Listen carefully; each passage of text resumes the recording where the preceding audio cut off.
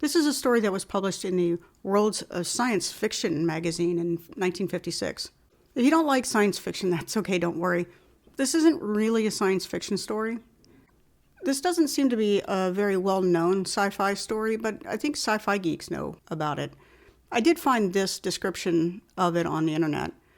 Avoidance Situation by James McConnell is a thought-provoking piece that delves into the complexities of human behavior, particularly in the context of avoidance and confrontation. It sounds like a pretty good description of the story. This story explores themes of fear, anxiety, and the human tendency to avoid uncomfortable situations. Additional themes are the human need for exploration and the preservation of cultures or species. The story is also a metaphor for race relations. In America by 1956, we already had the important Supreme Court ruling of Brown versus Board of Education and Rosa Parks' most famous bus ride. Also, outside of the U.S., some colonies of the British Empire were starting to push for independence.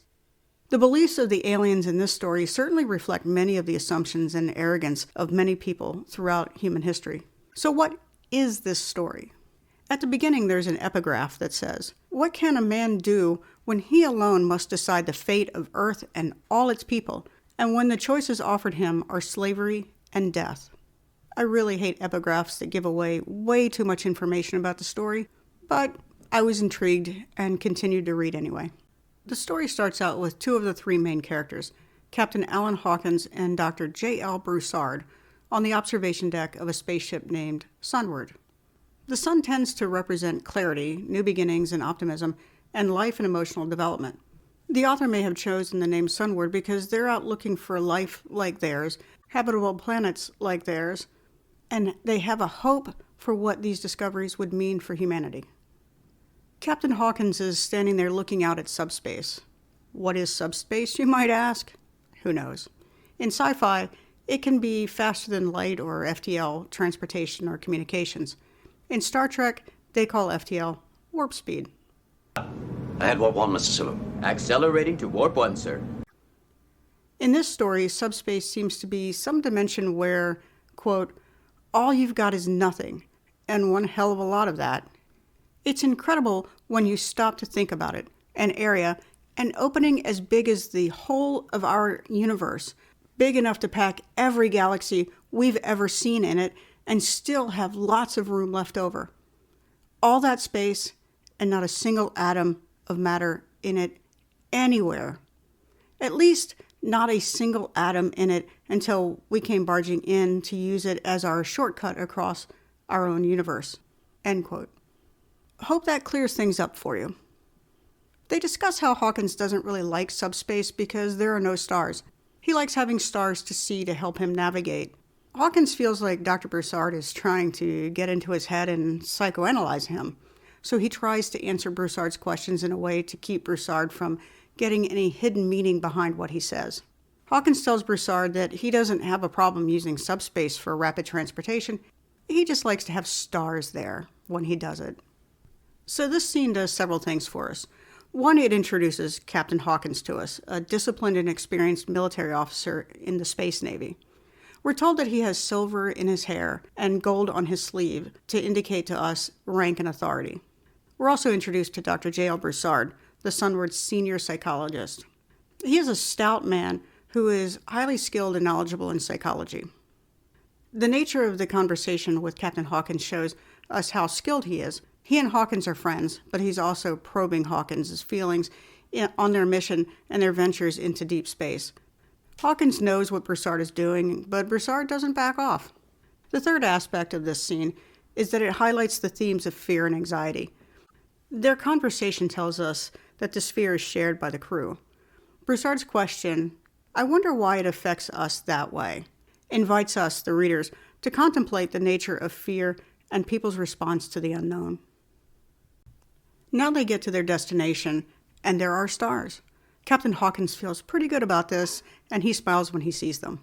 The control room is described as having a bunch of dials and illuminated screens, and this is probably so that we get the impression of a futuristic or advanced high-tech environment.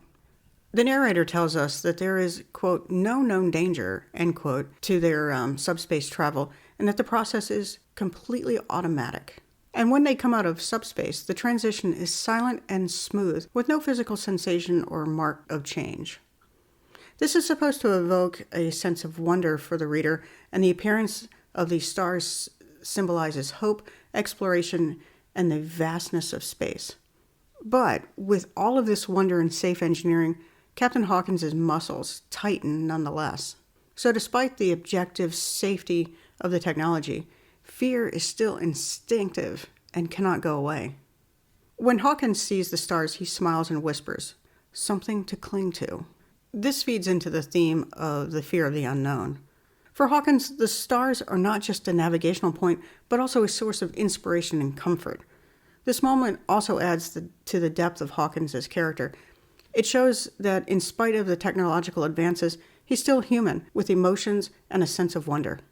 The navigator calls to the bridge to get instructions from Hawkins. This part's important because it shows how vital teamwork and trust are for the crew and their mission. The navigator clearly trusts the decisions that Hawkins makes. They came to a solar system with a sun and 4 planets.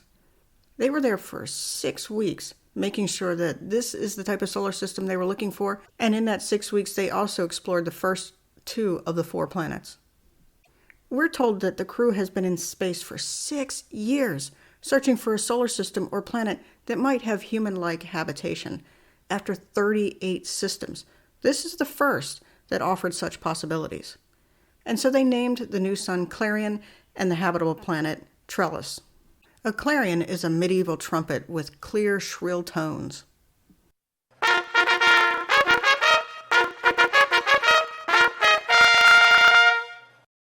It's typically associated with a call to action, awakening, or to get people's attention so they can tell them something. Since this is the first solar system where they have found a habitable planet, naming the sun Clarion could suggest that they see the sun as an important guiding point in their mission. A trellis is a frame of latticework used as a screen or to support some climbing plants. The latticework nurtures the plant as it grows, just as this planet shows the potential growth of humanity in the universe. Luckily for them, the Trellian air and gravity is good for humans, so much of the crew left the ship and enjoyed walking and playing on terra firma.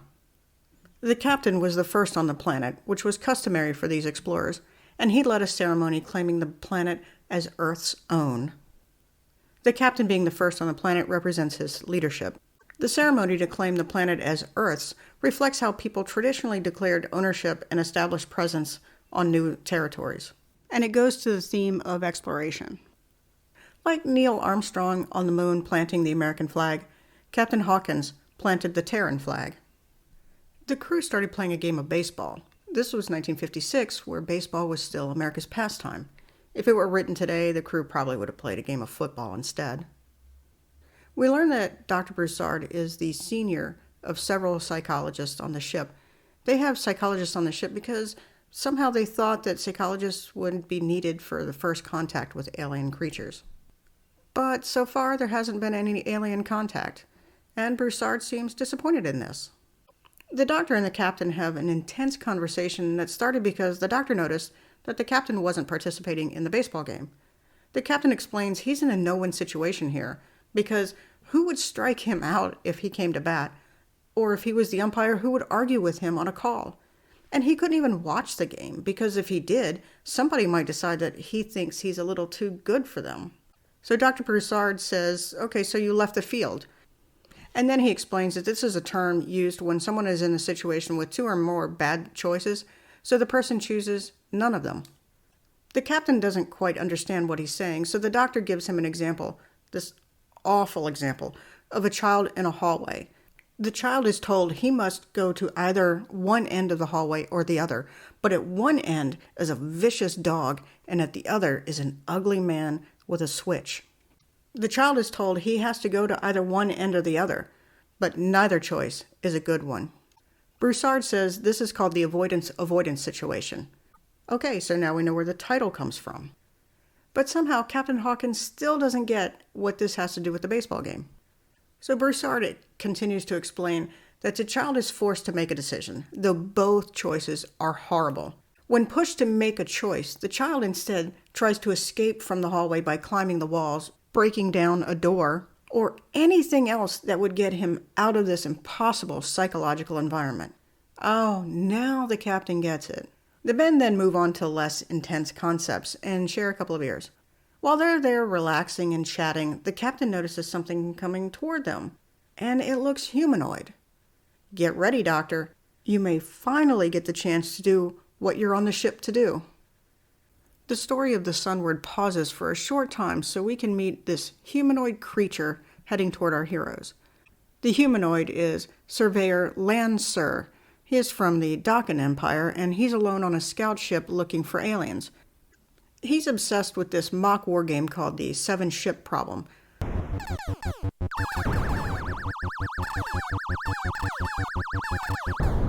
This is some kind of training exercise for handling no-win situations, and he's obsessed with beating this game.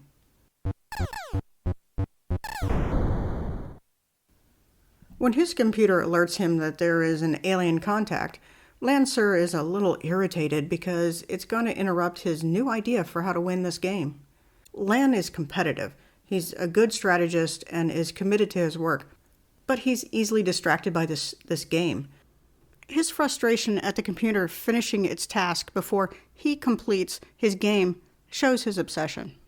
He has a pretty impressive computer system because it can learn a lot about a new alien race in a very short time. It was able to learn the alien language and their socio-political psychological structure in a very short time. Lan Sur is a little dismissive of this alien race. He quickly assessed that they are primitive because they're still limited to the speed of light for communication and probably for their ships as well. He also assessed that they would be helpless against his lightly armed scout ship. And when the computer offered information about their society and how they think, he glanced at it, but he really just sent it to the Dakan patrol base because he had no use for it. When he transmitted the computer's information to the Dakan patrol base, he also requested them to send patrol battleships. He believed that, one way or another, they would be needed. The computer's ability to decode the alien language in less than a day and a half highlights the advanced Dakan technology and their society over the Sunward crew. This sets the stage for further interactions with both societies. Although the computer provides Lan with a comprehensive understanding of the alien civilization's socio-political and psychological structure, he just ignores this information. This suggests a certain level of arrogance or belief that he doesn't need to understand the aliens deeply to fulfill his objectives. Lan Sur then went into a trance to learn the alien language. I know Kung Fu. But, keeping with his attitude, he chose not to actually learn how to think in their language because it would somehow limit his own mental processes. Lan's willingness to enter this light trance alone on the ship in the middle of space shows his trust in technology and suggests he values practicality over deep immersion in the new language. Also, not fully adopting the alien way of thinking allows him to retain his original thought process, which preserves his culture.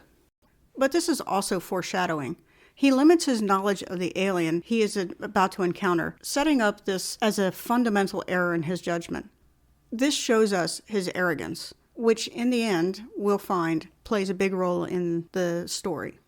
Once he finished learning the language, he made his ship invisible and landed on the planet the aliens named Trellis. Luckily for him, the air and gravity is good for him as well. Now we have all three main characters together, Captain Hawkins, Dr. Broussard, and Lan Sur. Before Lan Sur reached the men, the captain sent the crew back to the ship and sent instructions to the ship on what to do. He asked to have a video feed started to record and transmit the interaction back to Earth. Broussard thought he should do most of the talking at first, and that they should not go toward the alien since he's coming to them. No point in looking eager. The alien gets closer, and they decide the alien looks like an Earthman, but with just a little bit longer hair. Why would Lan Sur be humanoid? That was really my first question when I read that, and I can't find any discussions with the author on the story. The author himself was a psychologist, so maybe it's because it's based in psychology. Going down that avenue, here are some thoughts. Maybe it evokes familiarity. The ensuing conversation could be more believable for the reader if the alien looked like the men.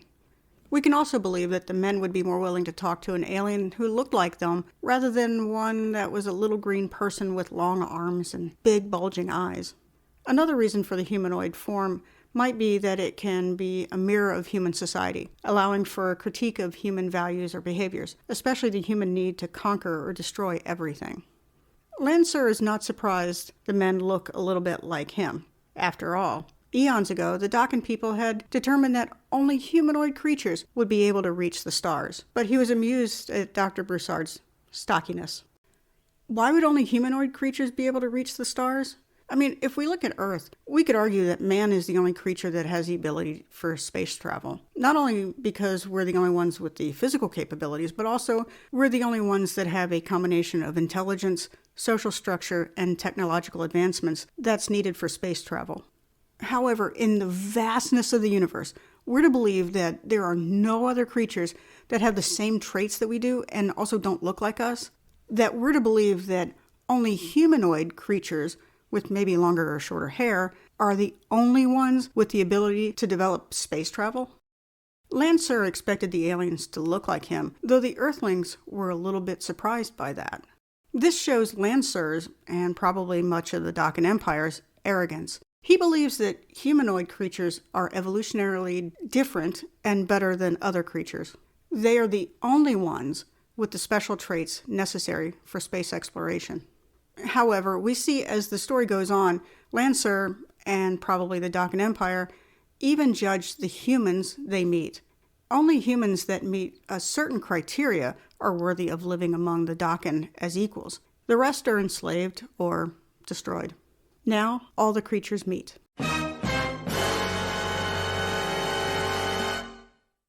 Lan Sur speaks to the men in their language and introduces himself, as is their custom. He could tell the men were shocked and tells them, quote, "The Dakin Empire comprises some 700 quadrillion people of the same general humanoid characteristics," end quote. But then he continues, "We populate planets on some 100,000 suns, but this is the first time we have penetrated as far into this particular district as this star you call Clarion. That explains why our races have never before come in contact."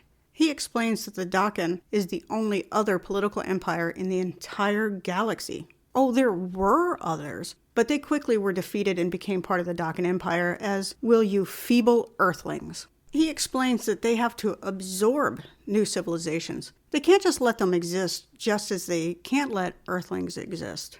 They're going to absorb the Earthlings. And since the Earthlings are too emotional, they're going to erase their memories, make them slaves, and disperse them throughout the galaxy. Now, I know what you're thinking, but fighting your way out of this is useless. Your weapons cannot hurt us. We will absorb you or destroy you. We are the Borg. Lower your shields and surrender your ships. We will add your biological and technological distinctiveness to our own. Your culture will adapt to service us. Resistance is futile. Why in the world would the Dakins want to absorb, enslave, and wipe the memories of the Earthlings? I think this goes back to the mirror-to-human behavior thing. This power dynamic where a more advanced civilization subjugating a less advanced one mirrors history where dominant cultures oppressed other cultures. In addition, by reducing individuals to mere commodities or tools for labor, the Dakins deny their intrinsic value of human life and identity. This serves as a critique of systems that prioritize control over individual rights and dignity. To make sure they fully understand the situation, Lan Sur tells them if they don't choose to become part of the Dakin Empire, they will be hunted down, no matter how long it takes, and the Dakins will never stop. Oh, others have tried to resist. Have you ever wondered what caused supernovas or explosions of whole regions of space? He asked them. Well, now you know. Yep, that's me. He tells them about one civilization that ran. He said they scattered all over the galaxy in millions of ships to hide. Lan Sur's eyes lit up as he tells them it took 1,000 years and half a galaxy to find them all. Where are they now? Lan Sur tells us. It was a glorious thing. Now they are all dead. All of them. He tells them that he understands their emotions will make it hard for them to make the decision of assimilating or annihilation. So he'll give them 24 hours to make their decision. However, they have to make it. They cannot contact Earth. If they do, he will destroy them. At first, the two men try to reason with Lan Sur, but that doesn't work. Then they started making promises of leaving the Dawkins alone. Then tried to explain they cannot make the decision on their own for all of humanity. But Lan Sur was like, "Stop.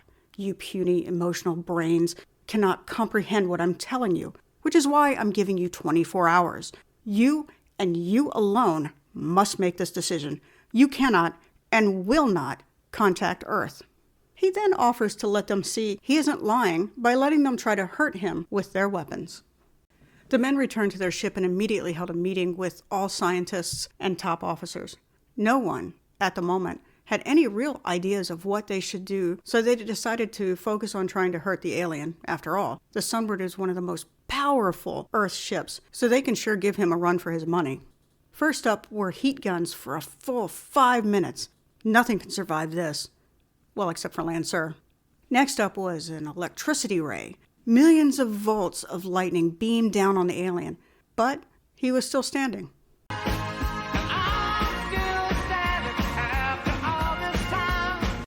Then, dozens of space torpedoes were dropped on top of the alien.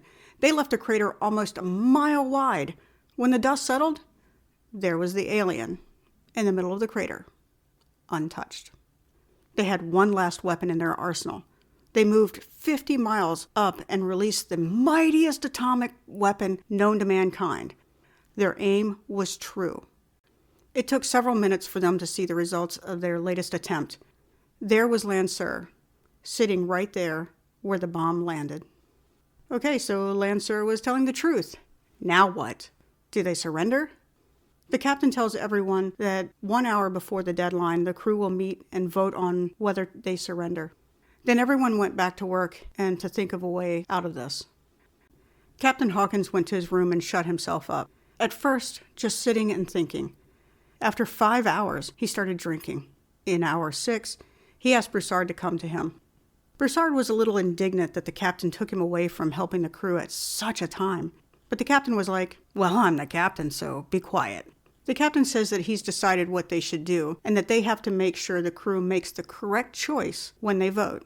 He thinks the crew has to feel like this is their decision, so they will accept the outcome. He wants Broussard to use his position to manipulate the crew into voting the correct way. The captain will also make the vote go his way if the crew votes the wrong way. So what is the correct outcome? From the captain's point of view, surrender. Broussard seems to disagree, but Hawkins insists preservation of humanity is more important than how it's preserved. After Broussard left, Hawkins threw himself on the bed in shame and tossed and turned for almost 2 hours when the communications officer came in with a message from Earth. At first, Hawkins was thinking this was a message from Earth on what to do about this situation, but then he remembered it takes 2 days for subspace transmissions, so he realized this was about something else. The officer asked if they should respond, but Hawkins was like, "Why? What good would it do? Wait, are we still communicating with Earth? We're not supposed to. The alien will destroy us." The communications officer claims he missed the instruction from Lan Sur. Captain Hawkins is thinking, if he knows what's going on and knows we've contacted Earth, why hasn't he done anything to us? And the captain wonders. And he thought of this parable. For want of a nail, the shoe was lost. For want of a shoe, the horse was lost. For want of a horse, the rider was lost. For want of the rider, the message was lost. For want of the message, the battle was lost. For want of the battle, the kingdom was lost. And all for the want of a horseshoe nail. And then he started thinking about the child in Broussard's story from earlier. But for them, Lan Sur is at both ends of the hallway. Then he got an idea. In a spy-proof room, the captain tells the scientists and the top officers he has a way they can escape. He can't tell them how, but trust me, bro, we're either going to get away or get totally destroyed. Are you with me? And the captain says, "Thank you. Battle stations." After some preparations, Captain Hawkins contacts Lan Sur and says he thinks they have made a decision. He explains he needs proof for the people of Earth that the Dakin can do what he says they can do. So he asks Lan Sur to turn this entire solar system into a nova while they record it to show Earth. Lan Sur said it was unnecessary destruction and that the Sunward was too big and too slow and would be destroyed by the explosion. He understands this would be helpful for their feeble emotional minds, but it's impossible. This is exactly what Hawkins hoped the alien would say. It's a trap! So Hawkins says, okay then, what about a little planet at the outer edge of the solar system? No one will miss it. The alien, fine. Clearly you need this. Position yourselves where you can get the best recording advantage. Lan Sur waited for the Sunward to get into position. When all was ready, he began the process of destroying the planet, and after 10 minutes, it was gone. Lan Sur turned his attention to the Earthlings to ask if they had an answer. Yup, and what an answer they had. The captain pressed a button, and poof! They were no longer in the solar system with Lan Sur. They were in subspace, hurtling back to Earth. As with the beginning of the story, we have Hawkins and Broussard on the observation deck. Broussard supposes subspace is not so bleak now. Probably not, since they brought Clarion, Trellis, and 2 other planets with them.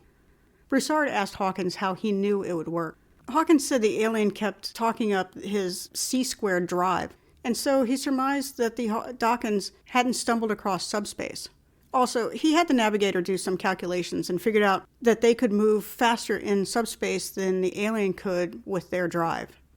Oh, wait. They don't know anything about this so-called C drive, so how could they calculate anything? Anyway, Broussard said it was wise to take pictures of the destruction of the planet before they went into subspace so they could convince Earth to give up the universe to live in subspace. They're hoping they can hide at least long enough to figure out how to defeat the Dakin. Though I think maybe they're just hoping to hide forever. Thanks so much for watching and listening. If you like this video or like what I do, be sure to subscribe for more videos.